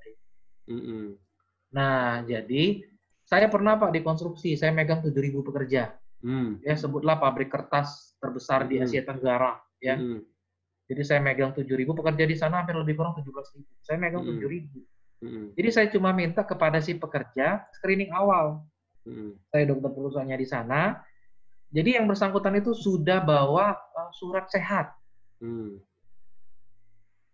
Jadi dia cuma bawa surat sehat, Pak Denny. Jadi surat sehat saya aja nggak udah cukup. mau nih kecolongan. Saya nggak mau kecolongan ya. Jadi saya buat peraturan seperti ini, internal memonya. Calon kandidat pekerja membawa surat medical check up yang berdurasi 6 bulan. 6 bulan terhitung tanggal akan dilakukan pemeriksaan. Jadi ini tanggal 23 Mei ya. Jadi 6 bulan yang lalu tuh saya minta. Tapi saya harus menerima konsekuensinya jikalau surat MCU tersebut abal-abal. Saya terima konsekuensinya. Saya tujuannya kan menekan kos, Pak Denny. Ya. Jadi saya minta 6 bulan, misalnya saya mau lebih selektif lagi. Saya minta di 5 PJK 3. Promina, Palamita, misalnya ya. Kemudian misalnya di Sikoam, di Palembang ada Cakitas, ya. Ataupun di Hemnina, misalnya di 3 rumah sakit atau 2 PJK 3 itu saya kerucut. Jadi minimal dilakukan di 5 ini dengan berdurasi 6 bulan. Itu trik saya, ya. Jadi untuk menekan kosnya seperti itu, Pak Denny. Oke, jadi kita filter awal mungkin pakai surat sehat aja, oke ya, Dok ya, pas dia kalau kerja. Dia untuk pekerja yang ratusan, surat. Jadi pas udah nyampe di klinik, saya buat resume lagi berdasarkan yang tadi. Dia bawa ronsen, bla bla blanya, saya cuma tinggal ketik tinggi badan, berat badan, hasil ini ronsennya ini berdasarkan surat sehatnya dia. Saya keluarin. Jadi ketika ada audit, ada ini benar saya telah melakukan. Karena memang tidak ada regulasinya kalau pre-rekrutmen itu dilakukan oleh perusahaan seperti itu, ya. Oke. Dok, kalau misalkan ada hasil MCU-nya itu minus matanya, itu standar minusnya itu berapa ya kalau untuk MCU di BUMN, kalau rekrutmen di BUMN nih? Ada yang nanya nih. Oh, kalau untuk standar itu nggak ada patokannya, Pak Denny. BUMN seperti minyak, gas, konstruksi. Nah, itu mereka sudah buat matriks sendiri. Dia buat matriks sendiri. Kalau dulu saya pernah misalnya di lepas pantai, ONWJ, ya, di Laut Jawa, ya. Itu saya buat regulasi asam urat di atas 7, mohon maaf, tidak boleh melaut. Ya, jadi asam uratnya harus di bawah 7 dulu, Pak Denny. Tahu sendiri ya, kalau lepas pantai mungkin makanannya kan agak tinggi seafood ya. Jadi otomatis nanti ketika dia masuk, jadi screening awal ketika dia mau masuk lagi offshore ya, lepas pantai ya asam uratnya 8. Nanti otomatis ketika dia 3 bulan di laut, 2 bulan di laut ya keluhannya pasti pegelinu, kram. Jadi saya tekankan kepada kawan-kawan yang ketika off duty, asam urat kawan-kawan itu you harus jaga, jangan lewat dari 7. Ya, kita screening kalau dia. Nah, kalau perihal masalah mata tadi, itu biasanya dia sudah ada aturan sendiri. Setiap perusahaan beda-beda. Setiap perusahaan beda-beda. Itu namanya matrik. Pengalaman dokter kalau perusahaan Pertamina kayak gitu, minyak, gas itu berapa minusnya, Dok? Kalau minusnya mereka toleransi biasanya 3. Maksimum 3 ya, Dok ya? Iya. Berarti kalau lebih dari 3 itu agak sulit ya, Dok ya, untuk sulit ya. Oke. Tinggal ikhtiar, usaha, Pak ya, orang dalam ya. Itu tinggal.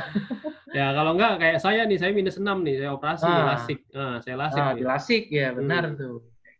Kalau gula darah gimana, Dok? Kalau gula darah juga tidak ada patokannya, Pak. Standarnya biasanya yang dipakai nih. Kalau standarnya biasanya 175 itu udah maksimum ya, gitu. Ya, kalau kolesterol, karena nilai normal gula darah itu dalam keadaan puasa, Pak ya, itu 129. Oke. Dalam keadaan sewaktu kayak sekarang dicek, jangan lebih dari 150. Itu gula darah ya. Nah, kalau di atas 150 udah mulai waspada gitu. 200, 300 sudah kata. Nah, jadi teman-teman kalau mau MCU ya pastikan ya gula darah, asam urat, kalau ada Ya, kimia jadi kimia darah ya. ada triknya Pak Denny. Triknya Hmm, gini ya Pak ya. ya. Jadi misalnya kalau pengalaman ya, saya bukan ngajarin apa ya, memang kayak Hmm, seperti itu ya. hmm, Jadi kalau triknya misalnya dijadwalkan, biasanya pemerintah kesehatan itu terjadwal Pak Denny. hmm, 1 minggu lagi yang lulus-lulus ini dijadwalkan, seminggu lagi kita akan MCU. Ya mau tak mau hmm, kita ngeluarin kos dulu. hmm, Kita MCU dulu, pemeriksaan dulu. hmm.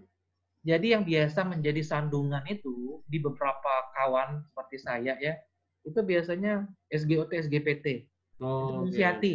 Fungsi hatinya ya, Dok ya. Nilainya kan cuma 30, 40 ya. Hmm. Cek, rupanya dicek rupanya agak tinggi nih, 70, 80. Ketika diperiksa pasti tuh maaf cakep hasilnya 70, 80 pasti dicoret. Jadi kita Oh. udah tahu duluan Pak Denny, kita makan obat. Hmm. SGOT, SGPT itu kan masalahnya kan di lipid, di lemak ya, Hmm. kecapean. Capean ya, Tidur Dok yang ya. cukup, kemudian makan minum madu, Hmm. ya tidur yang cukup, minum madu, ya tidak minum alkohol, kemudian minum air putih yang cukup. Sudah. Itu treatmentnya sebelum MCU. Jadi kita melakukan MCU, pre-MCU dulu supaya pre-MCU dulu. tahu apa yang membuat sandungan kita, lalu kita Ya, lakukan treatment terhadap yang lemah-lemahnya tadi ya, Dok ya. nah, Kalau ada juga yang kolesterol, menilai, ah, nah tadi kayak tadi asam urat tuh. ah, Asam urat ya udah tahu kita misalnya hobi makan kacang tuh, makan hmm, seafood. Ya udah kalau mau tak mau, sudah nih MCU ini. Rupanya maksimal kan 7 tuh. hmm. Biasanya MCU-nya 9. Kalau kolesterol, Dok, kolesterol Kalau kolesterol, biasanya berapa tersandungnya? jadi dia kalau kolesterol itu dia 129 ya, 150 ya. Nah, itu dia untuk yang kolesterolnya yang aman. Yang amannya ya. Trigliserid dia 175. Oh, gitu. Seperti itu. Jadi kalau misalnya dites, maaf cakapnya Pak Denny-nya kolesterolnya tinggi. Di atas 200 ya. Kalau beberapa rumah sakit dia ngategorikan tuh 200. Kalau saya pakai standar yang rendah yang masih 100-an. Kalau kolesterol dia 200 Pak Denny ya. Beberapa rumah sakit ya. Jadi kalau dia udah di atas 200 Pak Denny, ya udah makan obat. Dok, Ya. kalau yang ini Dok, teman-teman kita yang ahli hisap. Oh. Nah, itu biasanya untuk pekerjaan apa yang membuat mereka tersandung, Dok? Oh, biasanya yang berhubungan dengan zat-zat kimia. Pekerjaan yang mereka lamar, di laboratorium, ya di Pak Denny ya. laboratorium ya. Kemudian di warehouse. Warehouse ya. Warehouse itu di gudang. Kan biasanya kan banyak debu, banyak itu biasanya nanti di ronsen ya Pak. Karena kan ada TBC Pak. TBC yang didapatkan dari debu-debu partikel perusahaan tuh ada tuh. Kemudian Spiro. Kalau mungkin Bapak tahu Spiro itu yang dihembus itu Pak. Ya, ditiup. Yang ditiup. Jadi kalau spirometri itu ya sedih, jangan sampai nilainya kurang dari 70. Kurang dari 70 ya? Iya, jadi kalau memang kurang dari 70 artinya fungsi parunya dia tidak bagus dia. Dok, kalau orang yang kan ngerokoknya kenceng tuh bisa 1 hari bisa 2 sampai 3 bungkus tuh ya kan. Terus dia misalkan 1 minggu lagi dia mau MCO, ternyata memang dia pre-MCO itu nilainya berapa tadi Dok? Yang di bawah tadi ya, di atas tadi Dok. Itu treatmentnya 1 minggu mereka supaya lolos MCO orang yang ahli hisap tadi gimana Dok? Treatmentnya Dok? Aduh, agak susah nih Pak ya sebenarnya. Susah ya? Sebenarnya kayak gini Pak ya. Kalau trik ada 2 dulu. Kalau dulu mungkin Pak Denny pernah dengar namanya sanatorium. Rumah sakit khusus untuk paru-paru. Ya. Jadi pada orang yang bermasalah dengan fungsi paru Pak, dengan TBC. TBC Pak ya. TBC artinya bakteri. Maka dia direkomendasikan untuk berlibur ke yang banyak pohonnya Pak. Banyak pohonnya berarti di gunung Pak. Ketika dia seorang ahli hisap Pak, perokok, dia direkomendasikan untuk banyak menghirup air laut. Jadi selama seminggu dia istirahat dulu merokoknya, dia menghirup udara sama. Jadi yang menghirup air laut itu orang TBC, orang perokok tadi Pak ya, sama orang asma. Oh gitu. Jadi dia menghirup udara pagi pada pinggir pantai itu Pak. Laut garam ya, NaCl ya, garamnya ya. Ya minimal sedikit dan kurang, dia membersihkan fungsi parunya, ngelebarin fungsi parunya, gitu. Sekali yang merokok juga mungkin ke gunung gitu, hirup udara pagi Gitu. Dok, kalau kayak minum susu bir brand itu sebenarnya ngefek nggak sih dok untuk perokok-perokok gitu sebelum dia MCU gitu? Kalau susu berbrand itu lebih ke arah apa ya? Stamina. Hmm. Jadi dia akan lebih ada istilahnya merevitalisasi pada saat perokok Pak ya, mohon maaf ya. Jadi Hmm. kalau ngerokok tuh satu kali hisap kita ini punya triliunan Hmm. sel di badan ya. Jadi pada saat satu kali hisap Pak, itu hisapan pertama itu Pak, itu merusak 200 juta sel. Hmm. Dihisap yang merusak ya Pak ya. Merusak, jadi kalau dia sebagai perokok aktif ya bayangin aja Pak, kalau 200 sekali hisap rusak, berapa banyak sel yang bakalan hancur ya, benar-benar rusak pada saat merokok. Nah, dengan konsumsi, nggak hanya sebut merek susu berbrand sih, vitamin ataupun apa ya, pada dasarnya madu ya, itu merevitalisasi sel. Jadi ngebagusin lagi sel-sel yang maaf ngomong yang sudah rusak gitu kan. Hmm. Salah satunya mungkin susu berbrand, kemudian madu, kemudian beberapa treatment, beberapa kawan kadang mereka doping, Fitse. Oke. Tapi jangan ditiru Pak ya. Kalau Fitse dia didoping, dia akan merusak ginjal ya. Kalau tidak dalam pengawasan lebih bagus tidak usah dilakukan seperti itu. Ya. Oke. Dok, Gitu. ada lagi pertanyaan bagaimana cara pemeriksaan mental ya, tools dan Hah? bentuk laporannya. Pemeriksaan mental, Psikotes. psikotes saja ya. Kalau yang Psikotes yang tahapan berikutnya MMPI. Jadi kalau oke. memang perusahaannya nggak bisa, lempar aja kepada lembaga ya. Banyak kan lembaga ya, lembaga-lembaga PJK 3 yang melakukan pemeriksaan ini, itu banyak Hmm. tuh. Jadi lembaga-lembaga itu yang akan melakukan pemeriksaan. Kalau kayak di Palembang ya banyak lah lembaga bahasa, lembaga psikologi. Mereka yang akan mengeluarkan resumenya. Seperti Oke. itu. Oke, pertanyaan berikutnya. Kalau untuk ini ada nih, temporary unfit, Dok. Ya, Itu gimana, Dok? Ini ada pertanyaan dari Pak Rifki nih. Dok, salah satu anggota kerja saya pernah mendapatkan catatan hasil pemeriksaan temporary unfit. Nah, hmm. itu apa itu, Dok? Temporary unfit itu? Temporary itu artinya sementara. Unfit itu sakit. Artinya dia Hmm. sementara sakit. Hmm. Artinya dia itu sebenarnya sehat, tapi pada saat di MCU dia lagi sakit.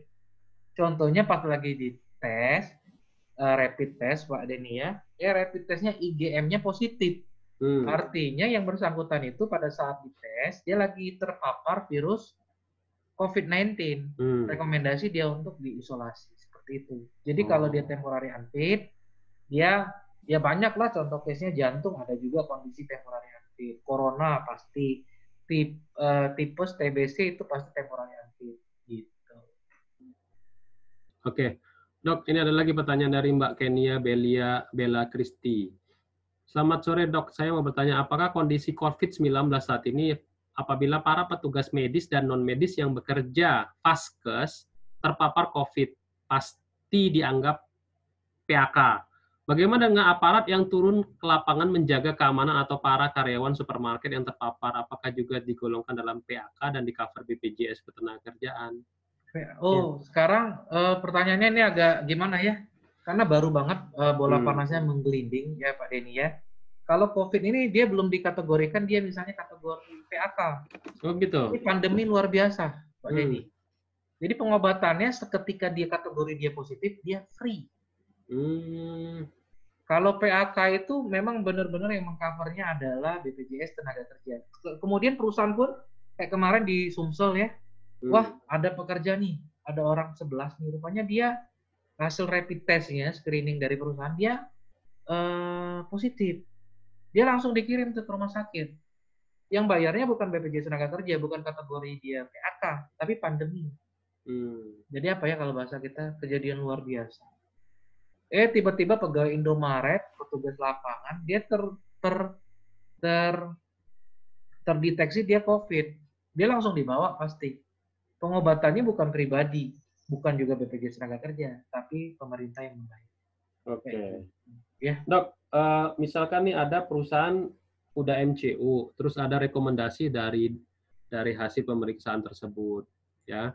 Tapi ini karena balik lagi nih ke manajemennya kurang komitmen nih, tidak mau melaksanakan hasil perbaikan atau rekomendasi perbaikan dari PJK 3 atau dari laboratorium. Kalau misalkan sekian persen dari pekerjanya dominan kena ini, misalkan sekian Heeh. persen, itu tidak dilaksanain oleh si perusahaannya. Kita sebagai Betul. orang K3 apa yang kita lakukan nih, Dok? Yang pertama, di sana ada nggak dokter perusahaannya? Hmm. Itu yang harus dikaji dulu. Terkadang beberapa perusahaan dia punya konsultan kesehatan kerja, dokter perusahaan juga, Pak Denny ya. Hmm. Jadi ya off the record. Terkadang misalnya kayak tadi masalah kolesterol. Indikasi pemberian kolesterol itu obat itu ketika nilainya 245. Hmm. Tapi kalau dia udah 200, Pak Denny ya, di atas 200 itu beberapa rumah sakit dia mengkategorikan hiperkolesterol. Memang pada dasarnya ya diharapkan nilainya itu kan ya di bawah 200 tadi, 175, 150 ya, LDL HDL-nya. Tapi ya namanya maaf ya terkesan komersil. Jadi mungkin manajemen, jadi saya tidak berdiri membela manajemen atau membela pekerja, tapi pasti ada pertimbangannya. Nah, pertanyaannya di sana ada nggak nih konsultan kesehatan kerjanya? Ada nggak dokter perusahaannya? Jadi misalnya hasil rekomendasi dari tempat MCU-nya kolesterol hiperkolesterol harus makan obat. Kan kita udah ngarah tuh. Oh, rupanya disuruh balik lagi ke rumah sakit tersebut dan mengkonsumsi obat. Kalau boleh tahu berapa sih nilai kolesterolnya? Buka, rupanya nilai kolesterolnya 199, 201. Kalau dalam literatur PubD-nya, ini disebutkan indikasi pemberian obat itu 249, 250. Baru makan obat. Tapi karena terkesan komersil tadi, 210, dia udah nyebutin tuh hiperkolesterol. Rupanya manajemen, mungkin dia udah punya konsultan sendiri. Oh ini nggak perlu tata laksana. Gitu. Tapi kalau memang udah nggak ada konsultannya, sedih sih. Konsultannya nggak ada, artinya itu adalah keputusan sepihak dari manajemen. Oke, Jadi intinya akhirnya gimana tata ininya? Sambut dihimpun aja. Jadi MCU yang lama disimpan, nanti digabung, dievaluasi, ditambah. Oke, intinya sih kalau bisa ada pihak eksternal, pihak luar yang ngomong ya, Dok ya. Karena Iya, biasanya orang dalam kalau ngomong tuh nggak didengar, tapi ketika iya. orang luar yang ngomong itu didengar. Kalau saya dulu pengalaman, Dok, saya titip sama auditornya, auditor eksternal. Jadi kalau ada terkait dengan budget yang tidak bisa dipenuhi oleh manajemen, saya titip tuh temuan itu ke auditor eksternal. Nanti auditor Benar, benar, eksternal benar. akan membacakan gitu loh. Jadi pada saat auditor eksternal membacakan, mungkin langsung di follow up oleh si Iya, benar. manajemen gitu, Dok. Iya, benar, benar, benar, benar. Oke, kita buka pertanyaan dari langsung penanya. Silakan menggunakan raise hand ingin bertanya kepada Pak Dokter. Oke, Pak Istian. Mana tadi Pak Istian? Silakan Pak Istian. Halo Pak Istian. Oke, silakan. Ya, perkenalkan nama saya Istian Wijayanto. Kemarin juga sempat ikut beberapa webinar sebelumnya. Makasih atas kepercayaannya. Berikutnya adalah momen ini momen yang cukup bagus ya terkait dengan edukasi kesehatan untuk kita. Ada beberapa kurang lebih 2 pertanyaan Pak yang ingin kami tanyakan. Untuk yang pertama terkait dengan Permenkes yang baru tadi sempat disinggung juga bagaimana terkait dengan status penyakit akibat kerja. Nah ini kan ada beberapa kategori nih, ada yang menganut ke area mining, kalau di non mining kan ada kaitannya dengan naker. Nah yang ingin saya tanyakan adalah bagaimana ini jika menjangkiti medis ya yang bekerja di tambang ataupun medis yang di area non tambang, itu pertanyaan pertama. Yang kedua terkait dengan pandemi COVID ini, bagaimana mitigasinya terkait dengan beberapa company saya coba pelajarin melakukan penundaan MCO ini Pak. Nah, sejauh mana untuk toleransinya? Beberapa saya juga diskusi sama teman-teman saya di mining sama non mining bahwasanya ada penundaan, ada yang dilakukan kajian. Misalkan yang memiliki riwayat catatan khusus terkait dengan MCO tetap dia harus kontrol ke dokter, mengikuti protokol kesehatan. Kalau yang lain-lain terkait dengan perpanjangan kimper akan disetting otomatis dari customer-nya. Ini mohon pencerahannya Pak dari 2 item tersebut Pak. Terima kasih. Oke, Pak Istian, terima kasih. Jadi ada 2 nih Dok. Yang pertama adalah Permenkes yang mengatur tentang status PAK untuk mining dan non-mining, khususnya di medis tambang dan medis yang non-tambang. Itu kayak gimana Dok untuk PAK-nya? Yang kedua, mengenai mitigasi COVID-19 terhadap penundaan MCU di sebuah perusahaan. Silakan Dok. Oh, iya. Ini pertanyaannya bagus ya Pak ya. Pertanyaan yang kedua dulu. Jadi ada istilahnya kalau namanya penyakit komorbid. Jadi kalau masalah penundaan itu bisa ditoleransi sampai dengan 1 tahun. Tapi kalau dia punya riwayat komorbid Pak ya, diabetes mellitus ya, jantung, hipertensi ya, ada bagusnya disegerakan secara bertahap ya, tapi dengan protokol COVID-19 ya. Ya social distancing, jarak ya. Kalau memang dirasa tidak ada keluhan hingga sampai saat ini ya, bisa ditunda 1 dengan toleransi 3 bulan. Tapi kalau sudah ada keluhan, ya mau tak mau kan seperti biasa ya Pak Denny ya, menunda dulu untuk datang ke dokter ya, jikalau tidak dalam kondisi emergensi ya. Jadi kan kalau untuk MCU kan kita belum melihat ada namanya unsur emergensinya di mana ya. Jadi penundaannya itu toleransinya adalah 1 tahun ya. Tapi untuk yang punya riwayat komorbid, penyakit jantung, bla bla bla, tadi kalau bisa, kalau ada keluhan sesegera mungkin. Tapi kalau tidak ada keluhan, usahakan pemeriksaannya dilakukan setelah badai pandemi COVID ini berlalu ya. Nah, pertanyaan yang pertama perihal tentang PAK untuk petugas mining tadi ya. Kalau untuk PAK untuk mining itu ada peraturannya tersendiri ya.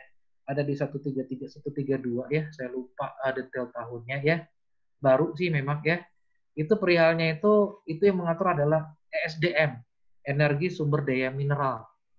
Sama mulai perilaku masalah tim kesehatannya siapa, kemudian siapa yang berhak ada di lapangan siapa, kemudian durasinya, durasi kerjanya. Ya, durasi kerjanya juga tertuang di sana.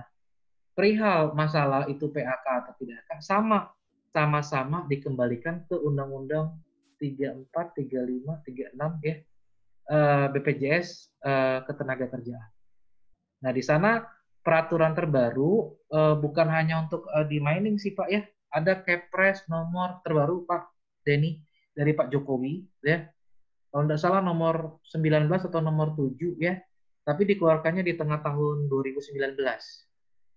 Nah, itu dia mengkategorikan nantilah kalau ada waktu lagi ya, kita share tentang perihal penyakit akibat kerja itu yang terbaru dari Pak Jokowi. Itu Kepres, keputusan Presiden. Ya. Jadi itu meliputi mulai dari sektor konstruksi, migas, semuanya tercantum di sana. Tapi tetap komparasinya di dalam Kepresnya Pak Jokowi tersebut itu tetap tujuannya apa sih supaya diketahui itu PHK atau tidak? Ujung-ujungnya duit Pak Denny ya. Itu yang mengcovernya, yang melakukan pembiayaannya ketika itu PHK, itu baliknya tetap di BPJS Tenaga Kerja. Jadi kawan-kawan jangan salah kaprah ya. Yang defisit dan yang melakukan kenaikan itu adalah BPJS Kesehatan. Sedangkan untuk kategori BPJS Tenaga Kerja mereka surplus. Dananya unlimited. Kalau BPJS Kesehatan dia punya batas pengobatan 250 juta, tapi BPJS Tenaga Kerja dia unlimited. Ya. Jadi yang terpenting pekerja Bapak didaftarkan di program BPJS Tenaga Kerja. Ya. Oke. Ini menyambung pertanyaannya nih Pak Dokter. Bagaimana dengan ya pekerja yang maksudnya yang informal. Informal itu misalkan kalau di perusahaan kan oke lah dia ditanggung langsung oleh perusahaan. Tapi kalau pekerja yang informal yang kayak orang proyek tadi tuh, dia kan nggak ada ikatan kontrak tertentu tuh sama perusahaan. Terus dia hanya ke puskesmas saja. Termasuk juga kalau masyarakat yang terpapar oleh si tempat kerja itu ada nggak peraturan ataupun PAK yang bisa diklaim oleh? Ada. Itu jangan salah kaprah Pak Denny. Jadi dalam undang-undang kita ya, undang-undang ketenagakerjaan kita, kemudian undang-undang kesehatan nomor 36 tahun 2009 ya. Jadi sebelum ada BPJS ini yang mengcover adalah bosnya. Jadi pekerja baik itu di informal pasti nggak mungkin nggak ada bosnya. Pasti ada bosnya. Jadi ada mandornya yang akan menanggung semua. Kalau ada masalah kecelakaan kerja, ada penyakit akibat kerja, kemudian ada penyakit akibat hubungan kerja, dia luka pada saat itu, meskipun dengan durasinya maaf ya misalnya hanya 1 bulan, atau 2 bulan. Maka yang menanggung biaya pengobatannya adalah bosnya. Sekarang ini banyak pimpinan, banyak perusahaan ya di skala kecil, tapi kadang tutup mata, kadang apa ya, tidak tahu ya kalau peraturan tersebut ada ya. Jangan sampai nanti ya sedih lah kalau misalnya pekerjanya itu tidak dilindungi seperti itu. Oke. Ya. Terus ada lagi nih, ini menarik juga nih Pak Zulkarnain Sinambela. Kan ada medical check-up tahunan nih dok, dilakukan oleh laboratorium tertentu, biasanya pada bulan April. Hasil MCU baru saya terima bulan Agustus atau September. Apakah masih relevan untuk direkomendasikan kepada pekerja? Karena ada kasus temuan positif kolinesterase, pekerja spraying. Mengingat sudah terlalu lama hasilnya baru diterima. Nah, itu kasusnya biasanya. Ini saya pernah ngalami beberapa perusahaan yang invoice-nya lama dibayar itu biasanya dok. Ya, jadi kayak gitu Pak. Jadi si PJK3-nya atau laboratoriumnya nggak mau ngeluarin hasilnya dulu. Kayak gitu. Periksa April, keluarnya bulan Agustus gitu, baru dibayar Agustus tuh. Nah itu gimana dok menyikapinya dok? Kalau ada positif. Juni, Agustus 5 bulan ya. Kolinesterase. Nah, ya, biasanya empedu masalahnya ya. Jadi sih durasinya 5 bulan ya. Paling lambat itu toleransinya ada 3 bulan. Itu saya kembaliin ke perusahaan Bapak tuh. Biasanya kalau PJK 3-nya bagus, perusahaannya bagus. Itulah kenapa ya susah lah kalau PJK 3-nya bagus ataupun ini. Biasanya ketika ada temuan yang janggal ya, mereka cepat menginformasikan. Informasinya diberikan, tapi haknya tidak diberikan seperti itu. Sedih sih kalau sampai 5 bulan ya. Banyak yang kekeliruannya banyak itu.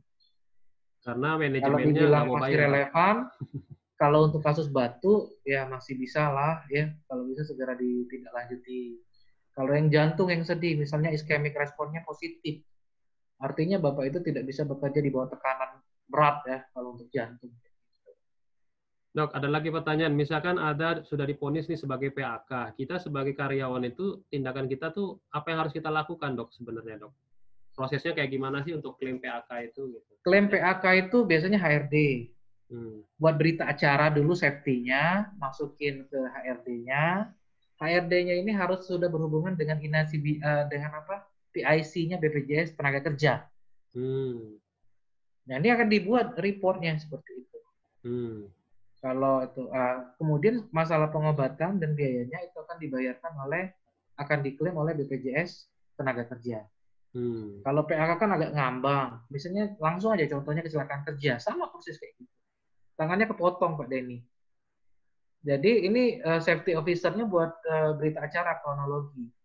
Kemudian kalau safety officer-nya langsung bisa link ke PIC BPJS Tenaga Kerja itu langsung dibuat tuh. Ya, langsung ditembuskan. Dari BPJS Tenaga Kerja dia langsung ngirim ke rujukan BPJS Tenaga Kerja, misalnya rumah sakit A. Oh, jadi dia berobat, sepeser pun dia tidak akan mengeluarkan uang. Perusahaan juga tidak, karena sudah diakomodir BPJS Tenaga Kerja. Oke, namanya sekarang BP Jam Sostek ya dok ya, udah diganti katanya nggak mau kecampur ke BPJS Kesehatan katanya. Iya, itu namanya BP Jam Sostek. Jadi baru balik lagi ke sana. Iya, katanya. Kadang kawan-kawan sini udah lama kan di kartu BPJS Tenaga Kerja, BP Jam Sostek itu ada uangnya, JHT. Cek aja Pak, ada duitnya kok di sana ya. Karena BPJS Kesehatan Kerja nggak ada duit, sedangkan BP Jam Sostek tuh banyak duitnya. Dia nggak mau gitu. Nggak mau digabung katanya, kecampur tuh duitnya katanya. Oke, kita buka lagi Pak Ziahul Haq. Silakan bertanya sama Pak Dokter. Pak Ziahul, di unmute dulu. Silakan teman-teman di raise hand kalau mau bertanya. Pak Ziahul di unmute dulu. Pak Sanli, silakan di unmute dulu. Oke, Pak Sanli, silakan Pak Sanli. Ya, terima kasih Pak Denny. Assalamualaikum warahmatullahi wabarakatuh. Salam. Ya, selamat sore Dr. Arif. Ya, Pak. Terkait pemeriksaan kesehatan tenaga kerja, Dok. Tadi dokter menyampaikan pelaksananya harus dokter pemeriksa kesehatan tenaga kerja ya, yang punya lisensi ya, Dok ya. Nah, benar. Di sini kami ingin menanyakan keterlibatan dokter pemeriksaan kesehatan tenaga kerja yang berlisensi ini terlibat dari awal atau hanya mengambil kesimpulan saja, Dok, dari hasil wawancara, dari hasil lab seperti itu, Dok? Mohon penjelasannya, Dok. Oh, gitu. Karena Jadi, kami sering lihat bahkan di hasil MCO itu tidak ada yang memberikan analisa dan kesimpulan seperti itu. Oke, udah ditangkap. Nah, begitu, Dok. Oke, terima kasih Pak Sanli. Silakan Pak Dokter. Nah, ini jadi kalau preal itu dokternya harus mulai masuk dari awal, Pak. Jadi kalau misalnya tender nih, misalnya PJK 3 Media Tama dia punya medical service MCU ya. Jadi dokternya Media Tama langsung tuh dia mulai dari awal sampai dengan akhir, maaf ya Pak ya, sampai dengan buat resume dan analisa. Ya, jadi rupa-rupanya di perusahaannya Bapak sudah ada dokternya juga. Resume analisanya akan di-combine, akan dikomparasi ya. Benar nggak nih? Cocok nggak ini? Seperti ini, seperti itu. Jadi sedih sih Pak, berarti dilempar kepada pihak PJK 3, tapi yang memang benar-benar harus Bapak terima itu tidak Bapak terima. Tidak perusahaan Bapak terima. Biasanya resume dan analisa itu biasanya wajib Pak, dapat kok kita. Kita di Sumatera semuanya dapat ya. Mulai dari awal tuh dokternya terlibat. Seperti itu. Oke, itu aja ya teman-teman ya. Oke Dok, Ya. untuk menutup session kita, boleh Dok closing statement terkait dengan teman-teman tipsnya buat teman-teman semua sebagai HSC atau sebagai orang medis di lapangan supaya efektif teknik pemeriksaan kesehatan di tempat kerja itu seperti apa Dok? Silakan Dok. Apa ya, pertama ya Pak Denny ya, yang pertama itu mapping dulu ya, identifikasi. Identifikasi dan mapping di mana ada potensi-potensi bahaya penyakit akibat kerja atau penyakit akibat kerja itu kawan-kawan harus sudah tahu tuh. Itu yang pertama, mapping ya. Yang kedua, buatlah matriknya. Ya, kalau tidak ada orang kesehatan, konsultasi aja. Ya, udah ada mapping, ada buat matriknya, ya. Baru naikkan perlahan-lahan kepada manajemen. Nah, yang keempat poin saya, daftarkan seluruh pekerja kawan-kawan itu BPJS Kesehatan dan BPJS Tenaga Kerja. Ya, BP Jam Sostek ya yang terbaru ya.